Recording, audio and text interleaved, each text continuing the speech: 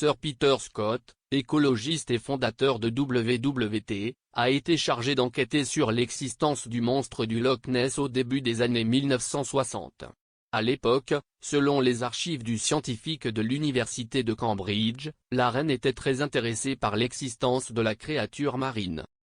La reine a également demandé au fondateur de WWT de lui envoyer des mises à jour sur son enquête. Dans la mesure où Sir Peter Scott a envoyé une lettre à Sa Majesté, demandant la permission de renommer le monstre après elle. Il a ensuite reçu une réponse de Martin Charteris, alors secrétaire particulier de la reine. Monsieur Charteris a écrit que des preuves absolument irréfutables du monstre étaient nécessaires pour lui donner le nom de la reine. Il a déclaré, « Il serait très regrettable de lier Sa Majesté de quelque manière que ce soit à quelque chose qui s'est finalement avéré être un canular. Même si l'animal s'avère exister, je ne suis pas du tout sûr qu'il soit généralement très approprié de lui donner le nom de Sa Majesté puisqu'il est connu depuis tant d'années sous le nom de le monstre. » Il a ajouté que ce serait un grand jour dans le monde zoologique s'il pouvait être prouvé qu'un animal jusqu'alors inconnu existe. Sa Majesté a vu votre lettre et a été très intéressée par son contenu, et j'espère que vous nous tiendrez au courant de l'avancement de vos enquêtes.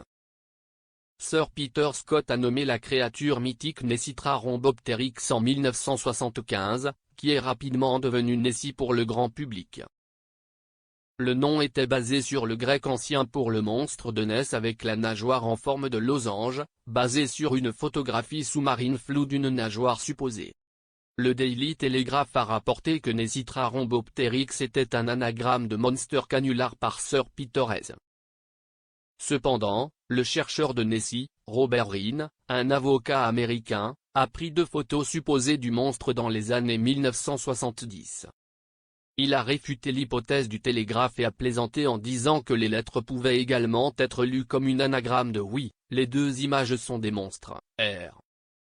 Lorsqu'on a demandé au palais de Buckingham en 2015 si le monarque continuait de s'y intéresser, un porte-parole a déclaré, « Sa Majesté a vu beaucoup de choses dans sa vie, mais il n'y a actuellement aucun plan pour une audience avec le monstre du Loch Ness. »